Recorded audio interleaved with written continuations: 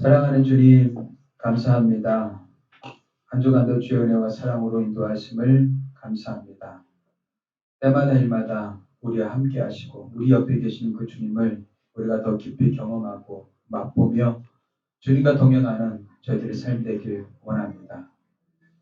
에녹이 주님과 동행했듯이 저희들의 삶이 늘 주님의 손길을 놓치지 않고 주님과 동행하는 아름다운 믿음의 여정이 될 수 있도록 축복해 주옵소서. 하나님, 이 시간 주의 말씀 듣길 원합니다. 우리에게 또 말씀하시는 주의 음성 듣게 하여 주옵소서. 감사하고 예수의 이름으로 기도합니다. 아멘. 하나님 말씀 마가복음 8장 1절에서 10절 말씀 보겠습니다.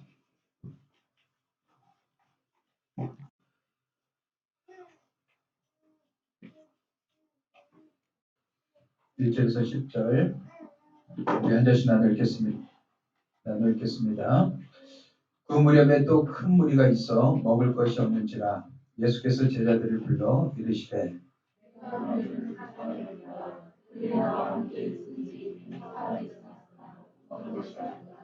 만일 내가 그들을 굶겨 집으로 보내면 길에서 기진하리라. 그 중에는 멀리서 온 사람들도 있느니라.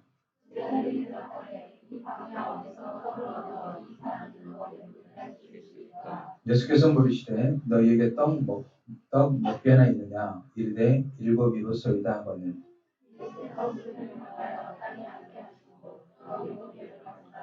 싸시고 떼어 제자들에게 주어 나누어 주게 하시니 제자들이 무리에게 나누어 주니라. 또 작은 생선 2마리가 있는지라 이에 축복하시고 명하사 이것도 나누어 주게 하시니 사람은 약 4,000명이었더라. 예수께서 그들을 흩어 보내시고 그들에게 배우사 얼마나 하시니라. 우리는 지난주에 에바다 열지라는 말씀으로 같이 말씀 드렸습니다.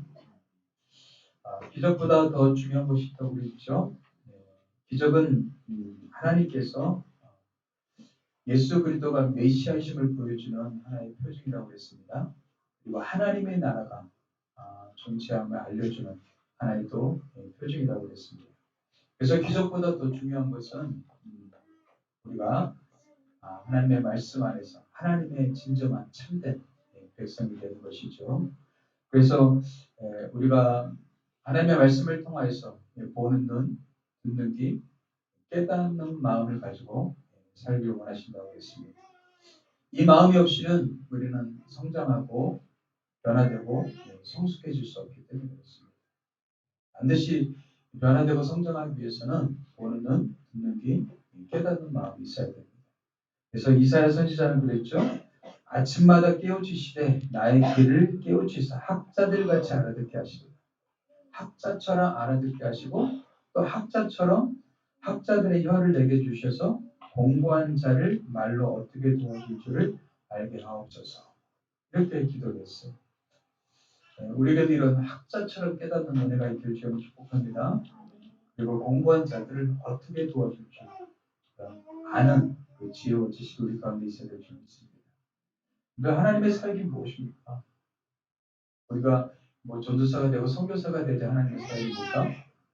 여러분들이 있는 자리에서 하나님의 영광을 드러내고 또 하나님의 일을 감당합니다. 다른 사람들을 위로하고 격려하고 세우고 그들이 하나님을 알게 된다면 그것이 하나님의 사역 아니겠습니까? 그래서 여러분들이 사역을 어떤 직업으로만 보지 마시고 여러분들이 하나님의 사역은 여러분들이 하나님의 그 마음을 가지고 다른 사람들을 위로하고 격려하고 세워갈 수 있다면 이 모든 것은 다 하나님의 사역이 될 수 있다는 것이죠. 이 사역하는 데 있어서 가장 중요한 것은 우리가 이 하나님의 그 지혜를 가지는 것이죠. 그래서 날마다 이 깨닫는 지혜와 마음이 우리 가운데 있기를 주님 축복합니다. 오늘 말씀은 우리가 잘 아는 또 말씀이 있죠. 소위 우리가 칠병이어라는 기사 이적을 나타내주고 있죠. 오병이어와 같이 칠병이어 기적을 여기서 보여주고 있습니다. 예수께서 또 계시는 곳에 사람들이 또 모여들기 시작합니다. 예수님이 가는 곳곳마다 사람들이 예수님을 찾아왔죠. 그 사람들이 지금 마가복음에서는 안 나타나고 있는데 마태복음에서는 그 무리가 어떤 사람인가 이렇게 얘기해 주고 있습니다. 마태복음 15장에 보면 큰 무리가 다리 저는 사람과 장애인과 맹인과 말 못하는 사람과 기타 여럿을 데리고 와서 예수의 발 앞에 앉힘에 고쳐주시니 말 못하는 사람이 말하고 장애인이 운전하게 되고 다리 저는 사람이 걸으며 맹인이 보는 것을 무리가 보고 놀랍게 여겨 이스라엘의 하나님께 영광을 돌립니다. 예수님을 찾아온 큰 무리가 한 병자였습니다. 장애인이었음을 우리가 볼 수가 있습니다. 그들에게 육적으로 병을 치유해 주시기도 하시지만 예수께서는 그들에게 또 말씀으로 그들을 충만히 채워주셨습니다. 예수님이 가는 곳곳마다 많은 무리들을 불쌍히 여기셨는데 그 불쌍히 여기는 그들을 불쌍히 여긴 가운데 그들을 성장시키고 또 바꾸는 해결책은 가르침이었습니다. 무엇을 가르쳤겠어요? 하나님의 나라에 대해서 가르쳤겠죠. 하나님의 나라에 대해서 그들을 가르치고 하나님의 나라에 대한 소망을 갖겠다는 것입니다. 여러분들 우리가 이 세상 살아가면서 이 세상 가운데 여러 가지 바쁨 가운데 여러분들 놓치지 말아야 될 것이 있습니다. 하나님의 나라입니다. 하나님의 나라는 우리의 마음속에 늘 품고 사셔야 돼요. 먼저 그의 나라와 의를 구하라. 예수께서 우선순위로 우리한테 말씀하셨잖아요. 하나님의 나라와 의를 구하는 게 우리의 삶의 우선순위란 말이죠. 그래서 하나님의 나라라는 것은 여러분 통치 개념이라고 그랬죠. 그래서 어떻게 하면 주님께서 내 삶 가운데 통치하시는가? 나를 다스리시는가? 그래서 여러분들이 학교에서 또 직장에서 가정에서 어디 있든지 주님의 통치가 우리 가운데 이루어지고 주님의 의가 드러날 수 있게끔 살아가는 것이 바로 하나님의 백성들의 삶의 모습이시죠. 그래서 여러분들 항상 마음속에 하나님의 나라 의를 여러분들 생각하시면서 사셔야 됩니다. 이게 없으면 우리는 어떻게 해요? 육신대로 산단 말이죠. 육신의 생각대로 육신의 방법대로 우리는 살아갈 수밖에 없는 그런 존재들이란 말이에요. 그래서 여러분들이 늘 의식하며 사셔야 돼요. 때로는 우리가 살면서 긴장이 필요하죠. 긴장 없이 살게 되면 우리는 무의식적으로 습관적으로 우리가 삶을 살기 때문에 그렇습니다. 우리가 긴장하면서 하나님의 나라와 의를 추구하면서 우리가 살아야 될 줄 믿습니다. 아무튼 예수님을 지금 찾아온 무리들을 보니까 많은 연약한 자들이었어요. 수많은 사람들이 몰려들었습니다. 더군다나 예수님의 지금 우리는 지난주에 살펴봤듯이 예수님의 행로가 굉장히 장거리를 다녀왔습니다. 북쪽 지역을 다녀오시고 한 바퀴 들어오시고 그 당시에는 뭐 차가 있겠어요, 뭐가 있겠어요. 저도 지금 몇 주간에 걸쳐서 계속 성남, 강릉, 부산 계속 이렇게 보니까 피로가 막 이렇게 쌓이는 것 같아요. 차 타고 다니는데도 이렇게 피곤한데 그들 걸어 다닌다고 생각해 보세요. 수많은 거리를 걸어 다니심에도 불구하고 피곤하심에도 불구하고 또 수많은 사람들이 또 예수를 찾아옵니다. 그 사람들이 멀쩡한 사람이 아니었습니다. 즐거움과 어떤 힘을 주는 사람이 아니었어요. 나에게서 힘을 빼앗아가고 나에게서 어떻게 해요? 능력을 빼앗아가는 사람들이었단 말이죠. 그러면 지치실 만도 한데 예수님은 지치지 않으시고 그들을 또 어떻게 해요? 치유하시고 그들을 고쳐주시는 걸 볼 수가 있습니다. 예수님의 능력은 어디서 이렇게 나타났을까? 그 비결은 무엇입니까? 위로부터의 능력이죠. 그렇습니다. 크리스찬들은요, 세상을 살기 전에 먼저 하나님으로부터 능력을 받는 사람입니다. 내 힘으로 누군가를 힘을 불어넣어주고 위로하고 격려하는 사람들이 아니라 하나님으로부터 먼저 힘을 받아서 그 힘을 갖고 어떻게 해요? 다른 사람들을 격려하고 위로하고 세워주는 사람입니다. 그래서 그 사람들을 격려하고 위로할 때 그 사람이 세워지고 다시 살아나는 그런 역사를 보게 됩니다. 지난주에 저는 한 자매를 상담을 했습니다. 굉장히 어렵고 힘든 삶을 살아왔어요. 누구 하나 그 얘기를 들어줄 사람이 없었어요. 제가 그 얘기를 다 들어줬습니다. 그리고 격려해 줬어요. 그랬더니 얼굴이 살아나고 표정이 살고 그 안에 꿈이 살아나기 시작합니다. 우리는 격려받고 위로받으면 힘이 생깁니다. 그러나 우리가 지쳐있고 힘들면 다른 사람을 위로하고 격려한다는 건 참 쉽지 않습니다. 여러분들 먼저 사역하기 전에 주님으로부터 능력 받으십시오. 네. 주님으로부터 힘을 얻으십시오. 먼저 주님의 위로와 격려를 받으십시오. 그 힘과 능력으로 우리는 세상 가운데 다른 사람들을 위로하고 격려하고 그들에게 힘을 불어넣어줄 수 있기 때문에 그렇습니다. 예수님은 마음이 식어지지 않았습니다. 항상 그 마음을 잘 관리하셨죠. 마찬가지죠. 우리의 삶 가운데 신앙하는 데 있어서 우리의 마음이 다운되고 지칠 때가 있습니다. 여러분들 지치기 전에 관리하십시오. 넘어지기 전에 여러분들 우리의 마음을 관리하셔야 돼요. 여러분들 각자의 마음은 각자가 주인 아니겠어요? 남이 대신 관리해주는 게 아니란 말이죠. 제가 여러분들한테 늘 강조하는 말이 있죠. 여러분들이 목사를 위해서 해줄 수 있는 최고의 선물이 뭐라고 그랬어요? 뭐라고 그랬어요? 네, 성령 충만이라고 그랬잖아요. 그죠? 그 말은 뭐예요? 각자가 하나님 앞에서 어떻게 해요? 바로 세우시는 것이죠. 네. 여러분들 목사에게뿐만 아니라 여러분 옆에 있는 성도들에게도 최고로 해줄 수 있는 선물이 뭡니까? 각자가 성령 충만한 겁니다. 왜요? 성령 충만하면 은혜가 있고 은혜가 있으니까 어떻게 해요? 은혜로운 말과 은혜로운 모습과 표정으로 다가간다는 말이죠. 근데 어떤 사람은 은혜가 자꾸 빠져요. 은혜가 식어져. 냉랭해져. 같이 그냥 힘이 빠져버린단 말이죠. 다른 사람에게 해줄 수 있는 최고의 선물? 성령 충만이 좀 있습니다. 예. 먼저 내가 성령 충만하면 다른 사람들에게 조금 영향이 흘러가게 되죠. 남편과 아내를 위해서도 마찬가지죠. 자녀를 위해서도 마찬가지고요. 남편에게 최고를 해줄 수 있는 거, 아내에게 최고를 해줄 수 있는 거, 자녀들에게 최고를 해줄 수 있는 거. 저는 그게 성령 충만이라고 생각합니다.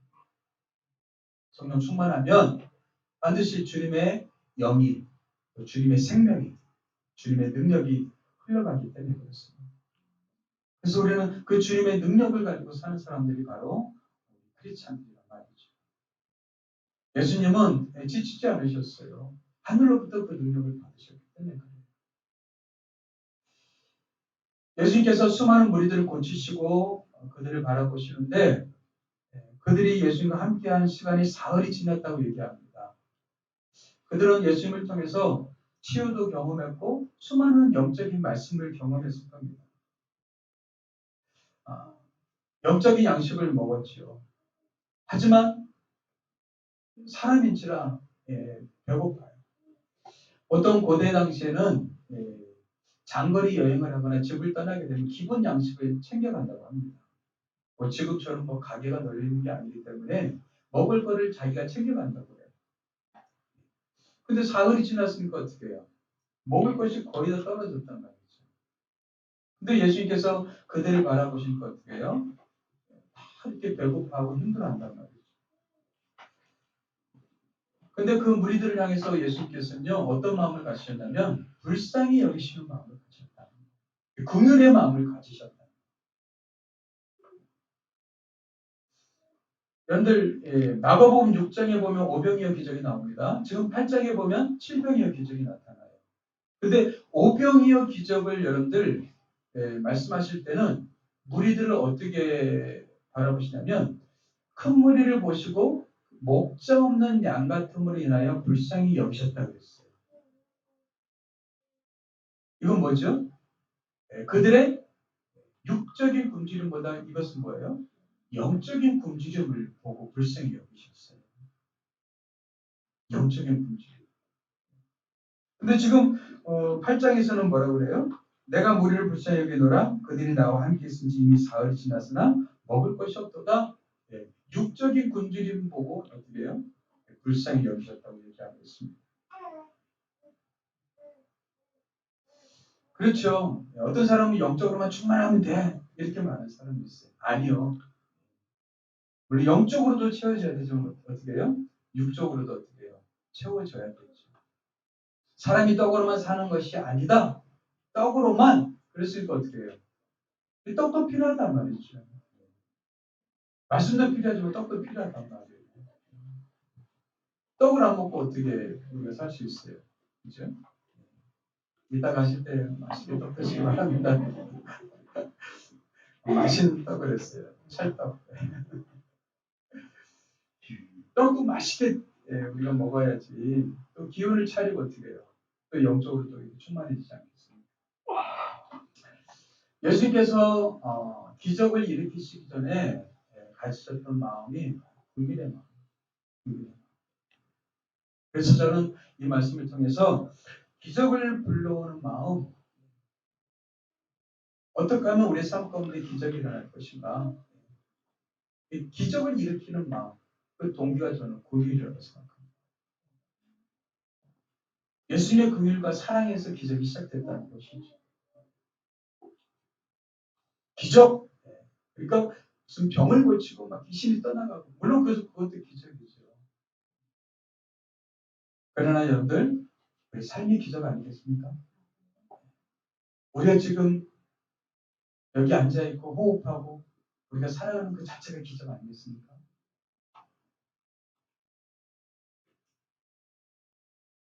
이 기적 속에 어떻게 해요? 우리가 하나님의 그 손길과 마음을 경험하는 것. 그게 바로 긍휼과 사랑입니다. 여러분들 살아가면서 여러분 긍휼의 마음을 잃지 마십시오. 우리가 긍휼의 마음을 놓친다면 우리는 늘 비난과 판단과 다른 사람들 평가하는데 우리는 앞서게 될 겁니다. 하지만 우리가 긍휼의 마음을 가진다면 우리 그 사람 위해서 내가 어떻게 도와줄까? 이런 마음을 갖는단 말이죠. 여러분들 비난하는 사람이 되지 마십시오. 판단하는 사람이 되지 마십시오. 긍휼의 사람이 되십시오. 예수님은요 항상 어떻게 해요? 긍휼의 마음을 가지셨어요. 그래서 내가 그 부분을 어떻게 도와줄까? 어떻게 채워줄까? 그것을 내가 어떻게 하면 그 사람의 힘이 되어줄까? 이런 마음을 가졌단 말이죠. 그것이 기적을 가져온다. 우리는 자녀를 바라보면서 긍휼과 사랑의 마음이 있습니다.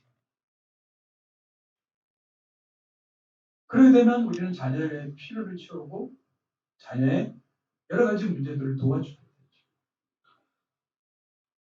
마찬가지로 우리가 이 세상 살아가면서 놓치지 말아야 될 마음, 이 긍휼의 마음입니다. 하나님은 우리가 이 긍휼의 마음을 갖고 살기 원하시는 거예요. 그래서 다른 사람들의 필요를 채워주고 그 사람을 도와주고 또 그 사람에게 힘이 되어주고 위로해주고 격려해주고 그런데 그것이 그러한 행동이 그러한 모습이 기적을 불러온단 말이죠. 그 긍휼의 마음을 받은 사람에게 기적이 일어난다. 때로는 위로로, 때로는 격려로, 때로는 치료로, 때로는 생각지 못한 하나님의 도우심으로 기적이 일어난다. 저는 저와 여러분이 이런 기적을 많이 경험했으면 좋겠습니다. 근데 그 필요는요, 긍휼의 마음을 가질 때만 보여요. 이 마음이 없으면 다른 사람의 필요와 마음이 전혀 보이지 않는다. 근데 예수님께서는 어딜 가든지 이 긍휼의 마음이 있으셨기 때문에 다른 사람들의 필요를 보시고 채우시고 공급하시고 힘이 되어 주셨단 말이죠. 그래서 예수님께서는 제자들을 부릅니다. 얘들아, 이렇게 사람들이 지금 기진하고 멀리서 온 사람도 있고 먹을 것이 다 떨어졌는데 너희들이 떡을 좀 줘라. 근데 제자들이 뭐라고 대답합니까? 이 광야 어디서 떡을 얻어 이 사람들을 배부르게 할 수 있습니까?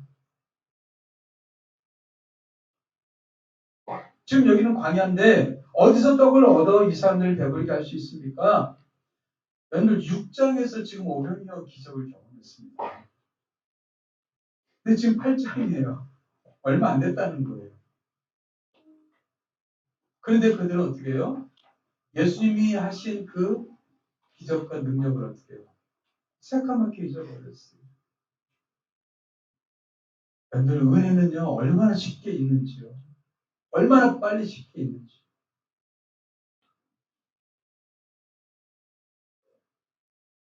이 광야 어디서 떡을 얻을 수 있습니까? 그럼 베세다 광야에서 오병이어 기적을 일으킬 때 떡이 있어서 그들을 먹였습니까? 아니었잖아요. 예수님께서 축사하시고 그들을 어떻게 해요? 먹이셨잖아요. 그러면 주님께서 하실 것을 또 기대해야 되잖아요. 근데 어떻게 그 은혜를 어떻게 해요?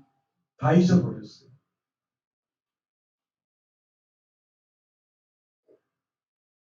사람들은요, 받은 은혜에 대해서는 금방 잊어버리더라고요. 근데 자기가 베푼 은혜에 대해서는 어떻게 해요? 얼마나 잘 기억하고 있는지 몰라요. 내가 왕년에 너한테 이렇게 했잖아. 내가 저렇게 했잖아. 이렇게 했잖아. 저렇게 했잖아. 다 기억하고 있어요. 근데 자기가 받은 은혜는 어떻게 해요? 내가 받았었나? 여러분들 기억과 망각할 것을요 바꾸셔야 됩니다. 받은 은혜와 사랑은 기억하시고 베푼 은혜와 사랑은 망각하십시오. 그러면 하나님이 기억하십니다. 아멘. 받은 은혜는 망각하고 베푼 은혜를 기억하고 있으면 하나님이 기억 안 하십니다.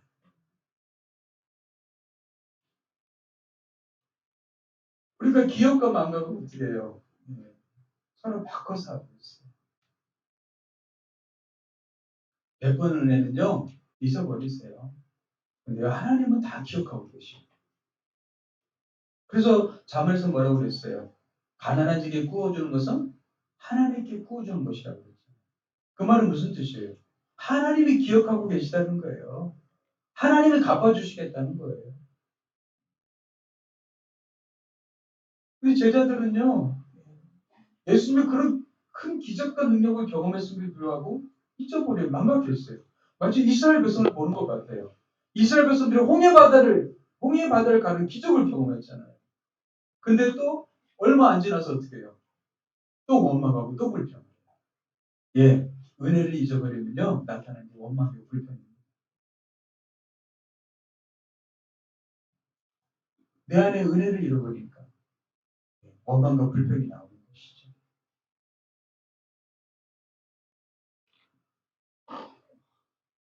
그때 예수께서 물으십니다. 5절에 보니까 너에게 떡 몇 개나 있느냐? 이르되 7이로소이다. 예수께서는 그들의 기억지 못하는 기억 상실증에 걸린 것 같은 그들의 모습을 보고도요. 저 같으면 참 답답해 했을 건데 예수님은 마치 처음 있는 것처럼 또다시 그들을 가르치셔. 앞으로 인공지능 시대 되면 그렇대요. 인공지능 선생님이요. 아이들을 그거를 못 알아들으면 아침부터 저녁까지 똑같은 수를 계속 가르쳐줘요. 알아들을 때까지. 그러니까 아이들에게 인공지능은 최고의 선생님이죠. 감정을 섞지 않으니까. 알아들을 때까지 설명해줘요. 근데 사람은 그렇지 않잖아요. 2번, 3번 가르쳤어요. 근데 못 알아들으면 어떻게 해요? 감정이 막 올라오잖아요. 그래서 부모가 자녀를 가르치지 못한다는 게 감정이 올라오기 때문에 누굴 닮아서 자기를 닮았는데 못된 거는 나, 나 아니고 상대방을 닮고 좋은 거는 나 닮고 그죠?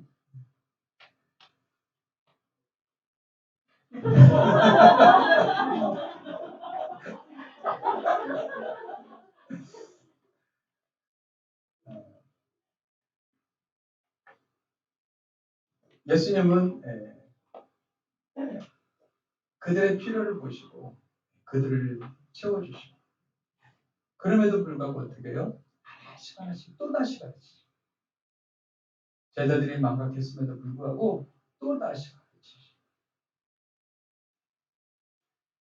왜냐하면 방법보다 목적이 더 중요하기 때문에 그렇습니다. 방법보다 중요한 건 목적이죠. 제자들을 어떻게든지 어떻게 해요? 가르치고 성장시키는 게 목적이기 때문에 그렇습니다. 우리는 방법 때문에 싸웁니다. 그러나 목적을 생각한다면 우리는 그것을 또 해결하고 만들어가는 것이죠. 여러분들 방법이 이렇게 해도 되고 저렇게 해도 됩니다. 근데 우리는 방법 가지고 네가 옳다 막 싸워. 그게 중요한 게 아니죠. 목적은 서로 사랑하는 거죠. 그렇다면 이 방법이든 저 방법도 어떻습니까? 보통 우리는 싸우는 거 보면은 큰 것 갖고 싸우지 않아요. 세계 평화를 위해서, 환경 문제를 위해서 싸우지 않습니다. 사소한 것 갖고 싸워요. 싸우고 나서 뒤돌아서 뭐 어떻게 해요? 뭐 이런 것 갖고 내가 싸웠지? 감정이 올라와서 그렇게 싸우는 거잖아요. 애들 목적이 중요합니다. 예수님의 목적은 그들을 가르치는 것이고 12제자를 이렇게 세워주시는 거였어요. 더 나아가서 지금 굶주려 있는 사람들이 어떻게 해요? 그들을 배고픔을 해결해 주는 것이 목적이었어요. 그래서 예수님께서 그 문제를 해결해 가십니다. 어떻게 해결하십니까? 6절, 7절 보십시오. 예수께서 무리를 명하여 땅에 앉게 하시고 떡 7개를 가지사 축사하시고 떼어 제자들에게 주어 나누어 주게 하시니 제자들이 무리에게 나누어 주더라. 또 작은 생선 2마리가 있는지라 이에 축복하시고 명하사 이것도 나누어 주게 하시니 예수님께서 그들에게 나누어 주게 하십니다. 근데 떡을 떼어서 나눠 주셨다고 했어요. 여러분들 이 지금 이미지를 보면 어떤 이미지가 떠오르죠? 예수님께서 십자가에 잡히시기 전날 밤에 축복하시고 축사하시고 그들에게 떡을 떼어주지 않습니까? 저는 이 말씀을 통해서 예수님이 자기의 생명을 나눠주시는 더 깊이 와닿았어요. 그냥 한낱 이 육신의 떡이 아니라 예수님께서는 당신의 생명을 나눠주시기 위해서 오셨구나. 이걸 저는 더 깊이 느꼈어요. 받아서 먹으라 이것은 내 몸이다. 너희를 위한 내 생명이다. 너희들이 육신의 떡을 지금 먹고 있지만 그것은 육신의 떡의 이상의 그 가치를 갖고 있다. 이 영생하는 떡이고 생명의 떡이다. 이건 내 몸이야. 너희들의 죄를 위해서 내가 찢겨지는 내 몸이야. 하면서 그들을 어떻게 해요? 축사하시고 축복하셔요. 원어로 보면 하나님께 감사의 표현하고 있습니다. 그렇습니다. 예. 기적을 불러오는 것은 여러분들 감사죠. 감사. 예수님께서는 먼저 생명을 나누시기 전에 어떻게 해요? 감사의 기도를 하나님께 올려드리고 있어요.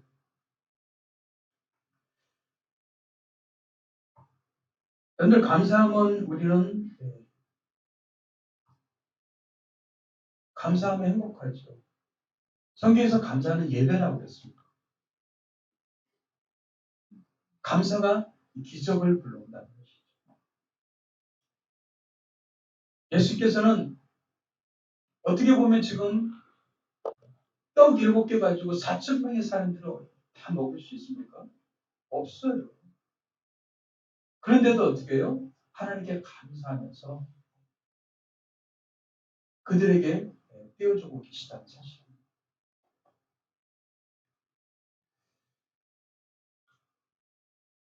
작은 것 가지고 또 나누는 걸 볼 수가 있어요. 특히 여러분들 6절과 7절에서요. 반복되는 단어가 있습니다. 나누어주게 하시니, 나누어주더라, 나누어주게 하시니. 여러분들 친히 제자들에게 그것을 나누게 하셨어요. 뭡니까? 네. 기적을 일으키는 그 마음이 나누는 거예요. 제자들이요. 이것을 배우게 하시는 거예요. 긍휼의 마음, 감사의 마음, 나눔의 마음. 이것이 기적을 낳는단 말이죠. 저는 여러분들의 마음속에 이 세 가지를 잊지 않았으면 좋겠어요. 이 세 가지를 통해서 어떻게 해요? 하나님의 기적을 풍성히 경험해 봤으면 좋겠습니다. 왜냐하면 예수님의 마음이기 때문에 그렇습니다. 예수님이 이 마음을 가지고 기적을 일으키셨기 때문에 그래요.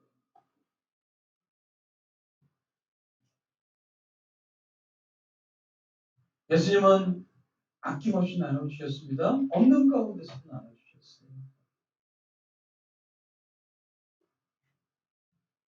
감사가 기적을 불러일으킵니다. 나눔이 기적을 불러일으킵니다. 그리고 제자들에게 그것을 친히 어떻게 해요? 섬기게 하셔요. 그러면서 또 생선 2마리가 있는데 그것도 축복하시고 나눠주게 하셨어요. 수많은 무리가 어떻게 해요? 같이 행복해졌죠. 만약에 7병이어를 소수만 먹었다면 소수만 행복했을 거예요. 그러나 4천 명의 사람들이 그것을 나눠 먹어서 같이 행복해졌어요. 여러분 같이 행복합시다. 이 세상 살면서 같이 행복합시다. 나만 행복한 게 축복이 아닙니다. 같이 행복한 게 축복입니다. 아멘? 같이 행복하게 살아요.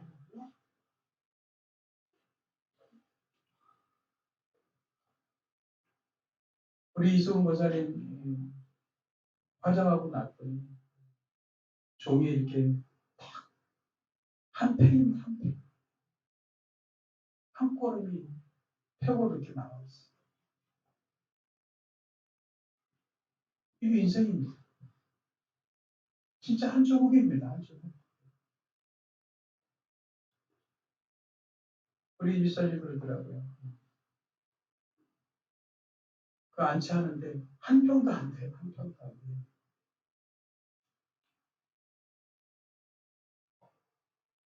그런 걸 보면 인생이 아무것도 아니라는 거죠. 근데 우리는 서로 더 잘 살겠다고. 저 사람을 밟고, 짓밟고, 이겨나가고, 더 가지려고, 더 욕심부리고.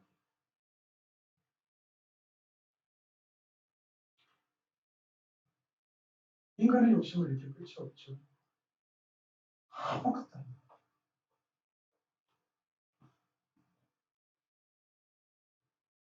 어제 결혼식 보면서 참 행복했습니다. 우리 간사님들이 사실 젊음을 하나님께 드린 거잖아요. 세상 사람들처럼 어떤 부와 영광을 추구하는 사람들이 아닙니다. 근데 그 간사님들이 정부에서 다 왔어요.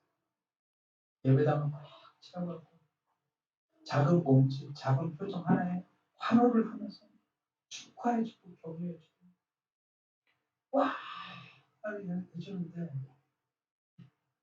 그게 행복이더라고요. 신랑 신부를 축하해주고 격려해주고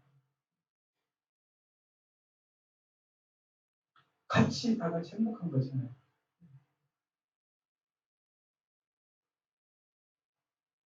하나님 우리가 같이 행복하게 살기 원하십니다. 함께 나누면서 같이 함께 달려가길 원하시죠. 제가 예언하겠습니다. 여기서 영년 뒤에 여기 남을 사람 아무도 없습니다.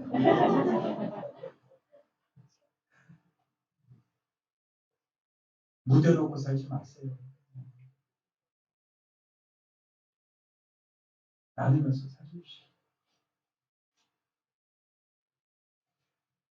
여러분들 차인표 씨 아시죠? 네, 차인표 씨의 멘토이신 목사님 김정하 목사님이라고 계십니다. 이분이 어디서 사역하시냐면은 저희 성남의 모교회 입구 들어가는데 거기 화름한 건물이 있어요. 상가 건물.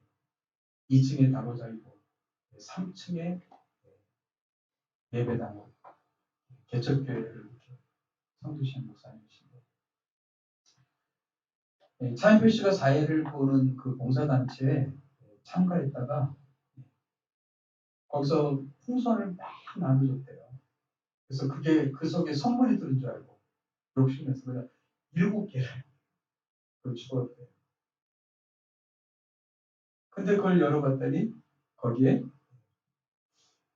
결연해야 될 아이들 이름이 시작해 있는 거예요. 근데 한 명당 4만 5천 원. 그러니까 7명이니까 얼마예요? 7월 35. 35만 원. 근데 개척교회 목사님이 30만 원 굉장히 큰 겁니다. 근데 자기가 알고 싶어 주셨는데 내가 해야 될 것 같고 안 하면 안 될 것 같고 그래서 그분이 그 교회 그 아래층에서 구두 닦기 그 절을 펼쳤어요. 한 번 닦아주는데 2천. 그래서 구두함을 만들어 놓고 그래서 이 돈은 전에 불이웃을 했습니다. 그래서 구두 닦아갖고 그들 후원합니다. 근데 그렇게 후원하고 결정한 다음에 얼마 안 있어서 이분이 루게릭병 판정을 받으셨어요. 루게릭병은 점점점 어떻게 몸이 굳어져가지고 못하시고 근데 아이들을 계속 돕고 싶고 그래서 사모님이 하셨어요. 그러다가 그 구두 닦는 사람들이 닦기를 받는 사람들이 그 사정을 알고 있어요.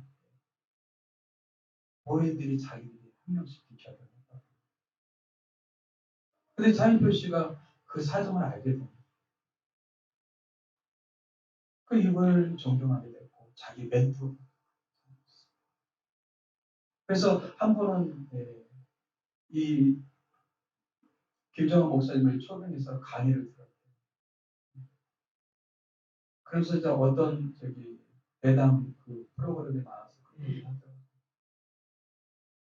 이런 분한테 내가 강사비를 얼마 줘야 될지 고민하던 자기가 부끄럽다고 얘기하더라고요. 그래서 눈물을 그런 분하고 그 속에서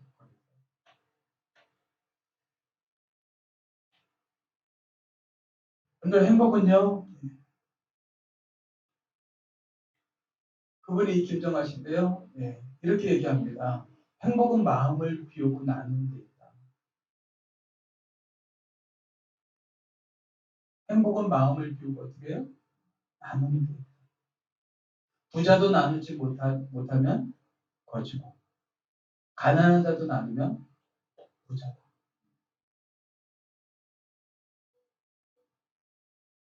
이 김정한 목사님, 최근에 제가 기사를 또 한번 찾아봤어요.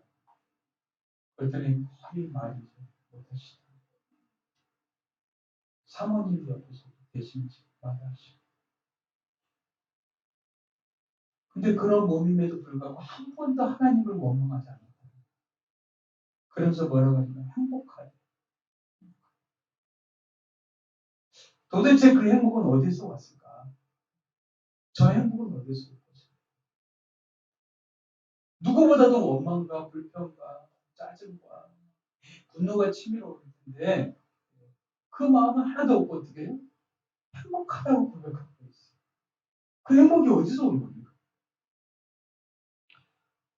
그 사람이 뭔가를 가지고 있습니다. 개척해 하면서 뭔가 풍성하게 누립니까? 그런데 행복하다고 얘기합니다. 이게 하나님 주시는 행복 아니겠어요? 주님 주시는 행복 아니겠어요? 그게 기적 아니겠어요? 저는 그게 기적이라고 생각합니다. 루게릭병이 치유되지 못했을지라도 그분 마음 가운데 행복감이 물밀듯 밀려오는 그 마음, 그게 기적이라고 생각해요.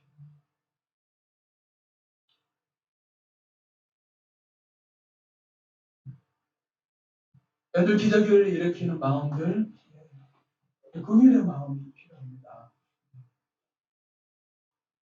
그리고 작은 것에도 감사하는 마음, 그리고 없어도 나누는 마음, 이게 기적을 불러일으켰단 말이에요. 그래서 수많은 사람들을 행복하게 했어요. 같이 행복했어요.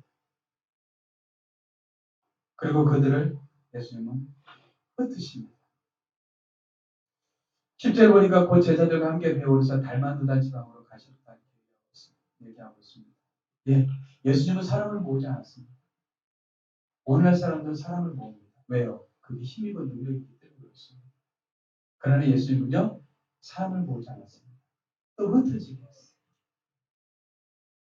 여러분, 그게 교회의 특성입니다. 모이는 교회, 흩어지는 교회. 왜 모입니까? 우리는 하나님의 은혜를 나누고 공급받기 위해서 모입니다. 그렇다면 우리는 또 흩어지셔야 돼요.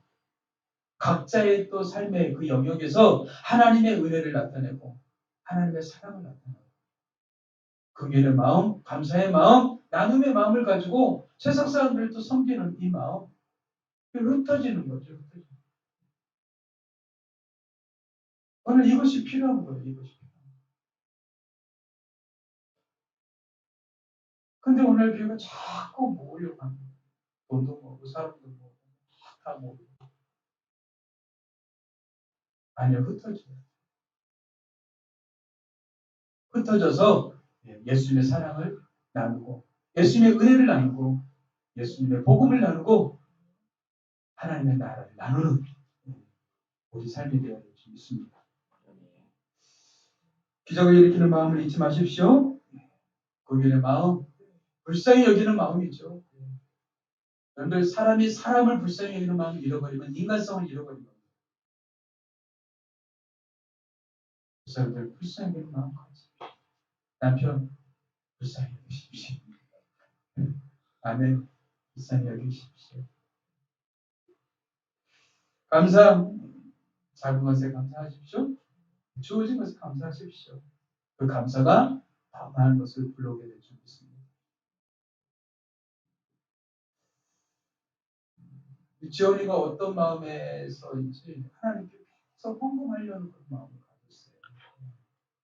제가 지원이한테 얘기 안 했는데 매주마다 그 용돈도 제가 주지도 않는데 자기 쪼개서 막 하나님께 드리죠. 어느 날 마음이 기뻤어요. 그래서 하나님이 또 저한테 돈을 조금 주셨어요. 쓸 돈을 주셨다는 거죠. 벽도 맞지. 그래가지고 10만 원을 좀 보내줘.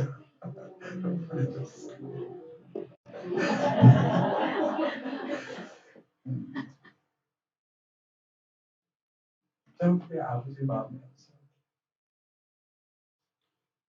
여러분들이 나누고 마음을 나누다 보면 하나님이 그것이 흐뭇한 거예요. 기쁜 거예요. 경험이 됐든 다른 사람을 도와줬든 다른 사람에게 베풀었든 어떤 것이든 하나님이 어떻게 해요?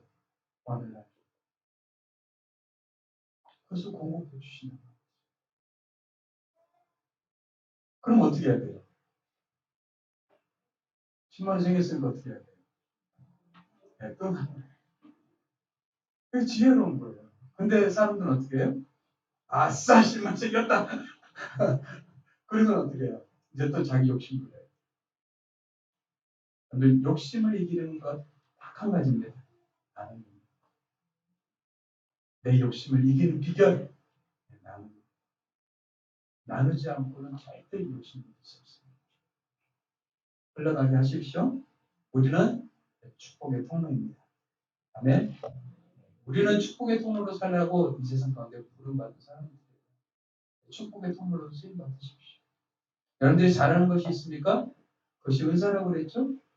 은사는 왜 하나님 주셨다고 그랬어요? 나누라고 주신 거라고. 은사는 나누라고 주신 거예요. 나만 잘 먹고 잘 살라고 주신 게 아니라 이것이 기적을 불러일으키고 또 다른 기적을 낳을 줄 믿습니다. 이런 기적을 경험하고 또 우리가 체험하는 우리 공동체를 주님을 축복합니다. 기도하겠습니다. 하나님 아버지 감사합니다. 오늘 말씀을 통하여서 예수님의 기적을 불러일으키는 그 마음들을 살펴보았습니다. 긍휼의 마음, 감사의 마음, 나눔의 마음, 우리도 이 마음을 가지고 살아가길 원합니다. 그래서 수많은 삶의 기적을 경험하고 체험하고 또 많은 사람들에게 축복의 통로로 쓰임받는 우리의 삶이 되길 원합니다. 축복하여 주옵소서. 감사하고 예수님의 이름으로 기도합니다. 아멘.